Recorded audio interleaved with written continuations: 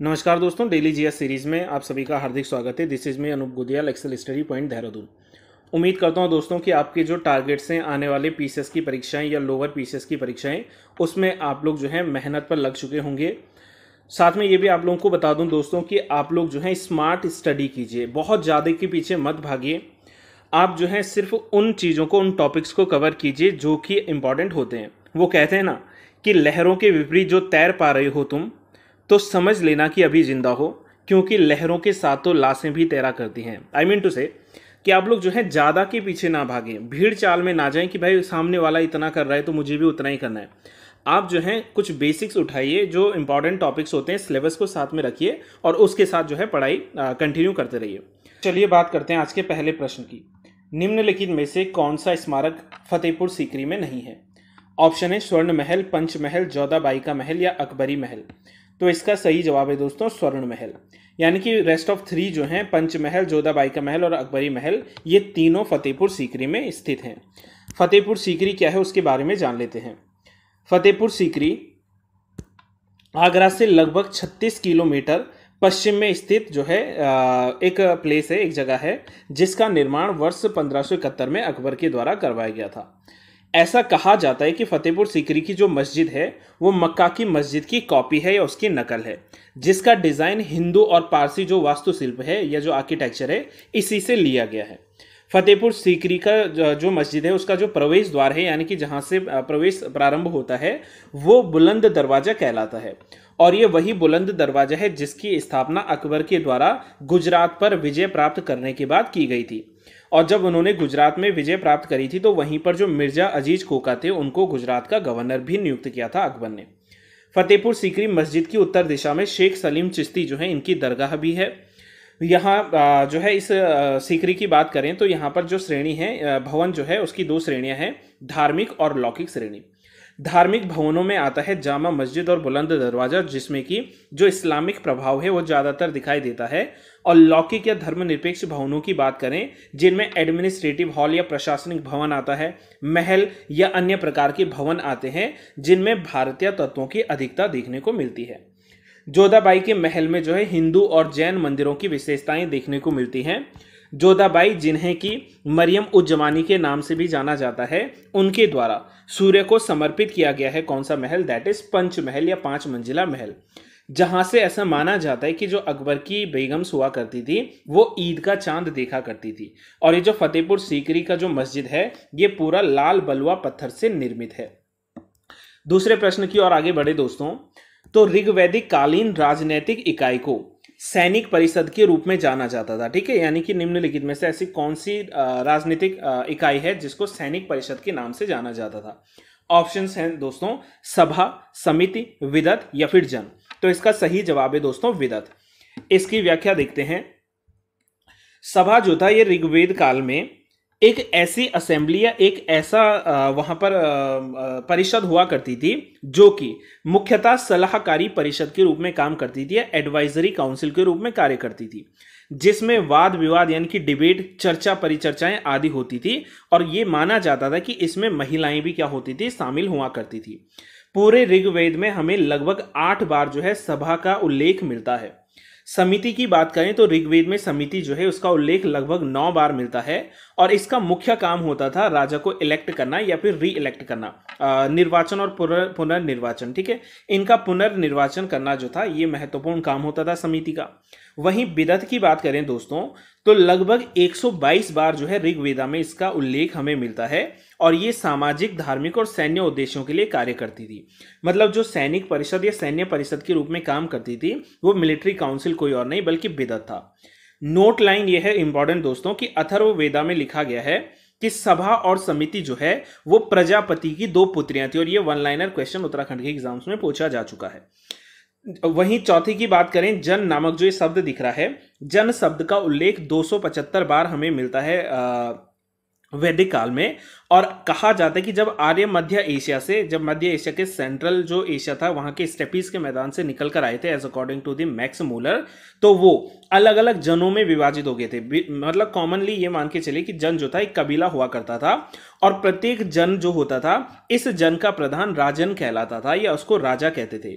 और राजा को ही जनस्य गोपा यानी कि जन का प्रमुख भी कहा जाता था। तो ये अगेन इंपॉर्टेंट हो जाता है कि सभा, समिति, विदत और जन क्या था ऋग्वैदिक काल में। तो ये अलग अलग जो है हमारे पास पॉलिटिकल एसोसिएशन से, यानी कि राजनीतिक वहां पर ग्रुप्स थे। नेक्स्ट क्वेश्चन की बात करें तो गीत गोविंद के रचयिता कौन थे? ऑप्शन है विद्यापति, सूरदास, जयदेव या मीराबाई। तो इसका सही जवाब है दोस्तों ऑप्शन 3, दैट इज जयदेव।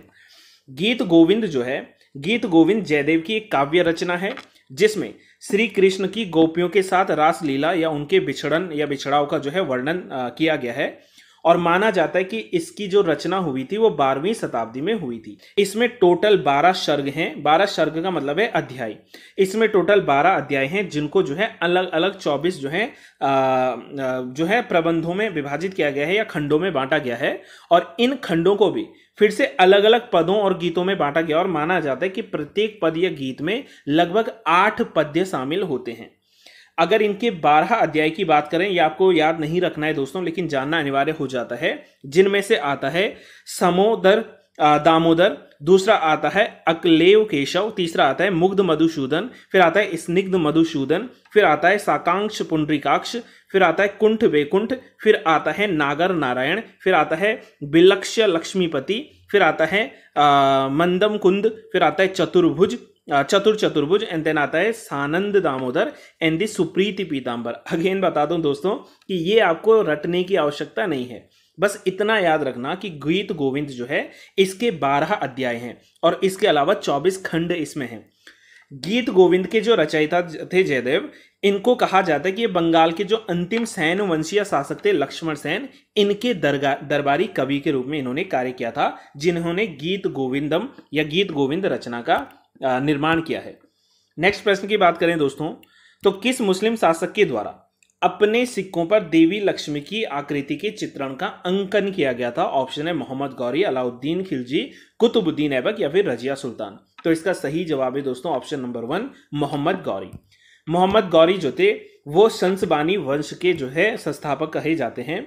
कि अफगानिस्तान में जब गजनी वंश का पतन हुआ था या गजनी वंश का समापन हुआ था, जिसके महमूद गजनबी वहां पर शासक थे, तो उसके बाद गौर नामक जो स्थान था वहां पर संसबानी वंश का जन्म हुआ था और इस कबीले का सबसे प्रमुख और प्रसिद्ध शासक थे, उनका नाम था मोहम्मद गौरी। कुछ बेसिक्स जान लेते हैं मोहम्मद गौरी के बारे में कि मोहम्मद गौरी ने भारत पर अपना पहला आक्रमण 1175 में किया था, 1175 में मुल्तान पर किया था। वहीं 1178 में इन्होंने आक्रमण किया था गुजरात में, लेकिन गुजरात के पास जो पाटन नामक जगह पड़ती है, इस पाटन नामक जगह पर जो है भीम द्वितीय के द्वारा, जिनको मूलराज भी कहा जाता है, इनके द्वारा इनको डिफीट किया गया था इन द बैटल ऑफ कयादरा या कयादरा के युद्ध, या इसी कयादरा के युद्ध को एक और नाम से जानते हैं the battle of mount Abu. तो माउंट आबू के युद्ध में या कयादरा के युद्ध में कौन हारे थे? मोहम्मद गौरी। किसने हराया था? भीम द्वितीय ने हराया था। इसके बाद प्रमुख आता है वर्ष 1191 और 1192।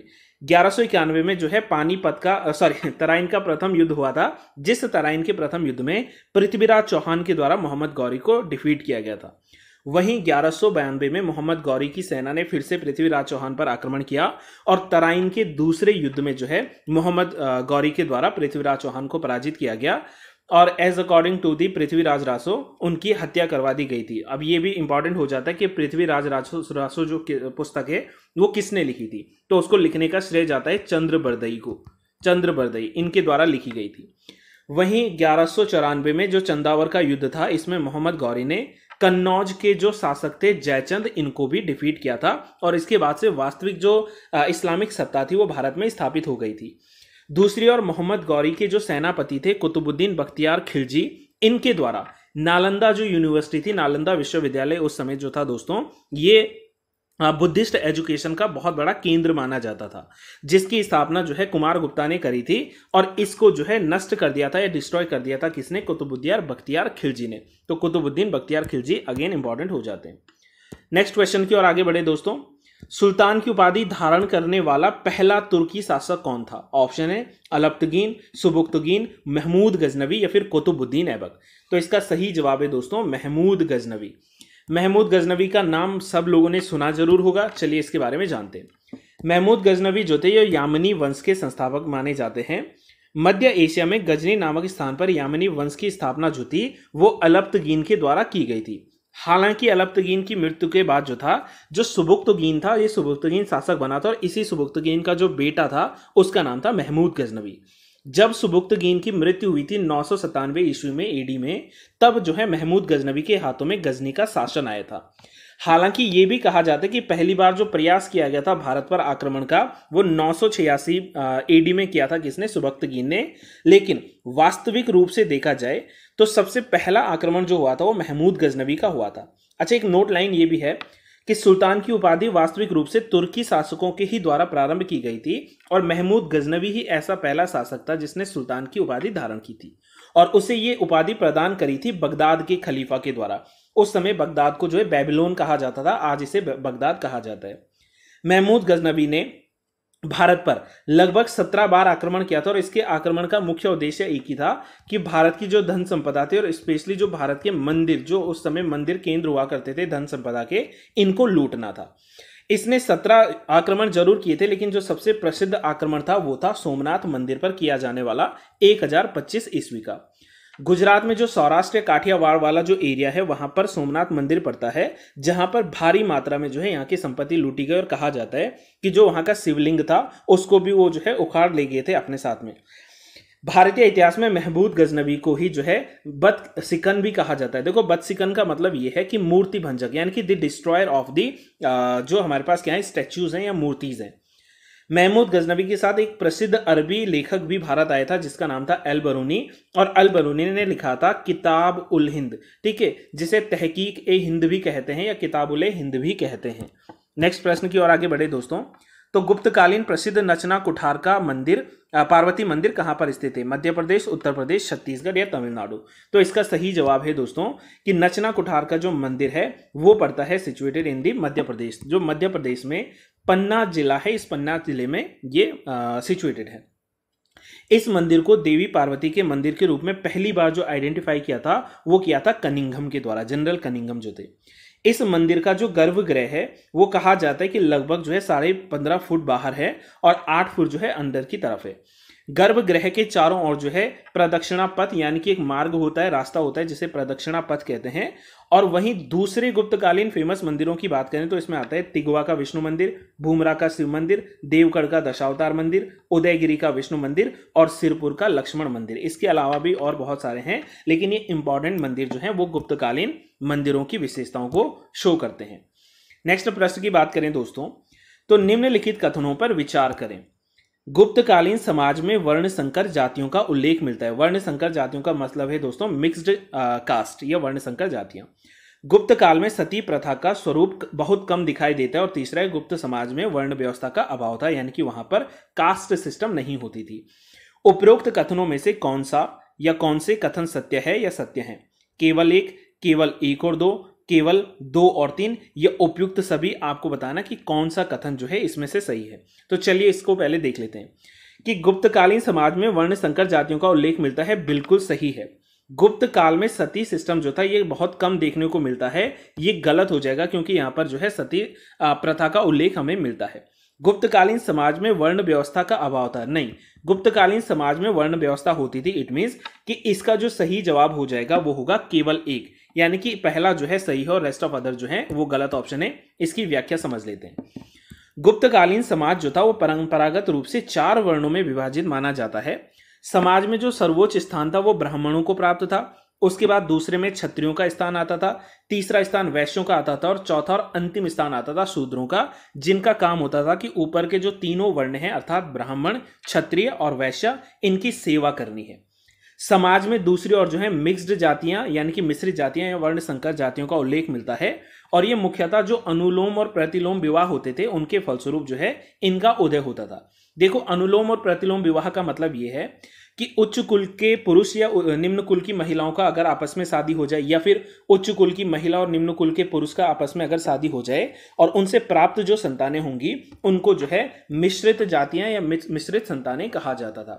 जैसे कुछ एग्जाम्पल्स की बात करें, अंबष्ट, निषाद, कर्ण, मूर्ध विषिक्तः, माहिष्य, सूत, वैदेहक, चांडाल, ये कुछ ऐसे यहाँ पर कास्ट हैं जिनको मिक्स्ड कास्ट या मिश्रित जातियां या फिर वर्ण संकर जातियां कहा जाता है।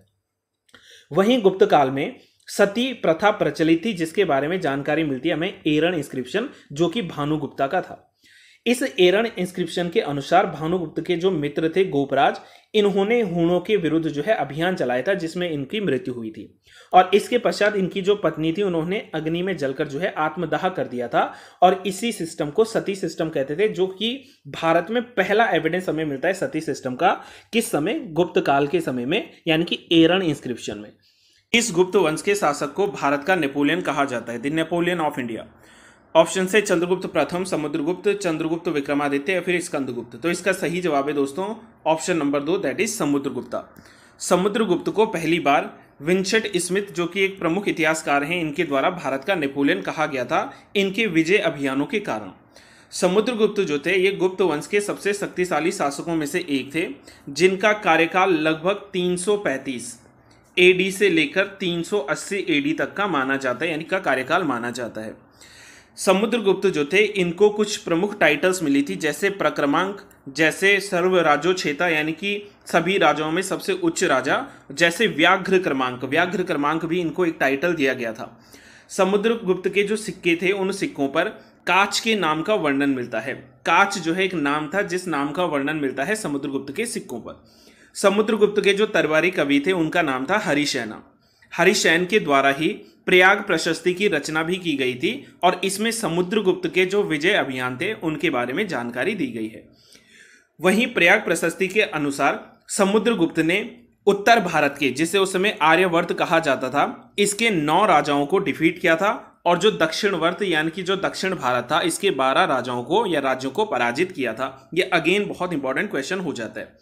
इसी कारण जो है इनके विजय अभियानों के कारण इनको जो है भारत का नेपोलियन कहा जाता है। साथ साथ में ये भी इंपॉर्टेंट होता है दोस्तों कि समुद्रगुप्त के द्वारा अश्वमेधा यज्ञ या अश्वमेधा सैक्रिफाइस, हॉर्स सैक्रिफाइस जिसे कहते हैं, वो भी करवाया गया था। सो नेक्स्ट प्रश्न की ओर आगे बढ़ें दोस्तों।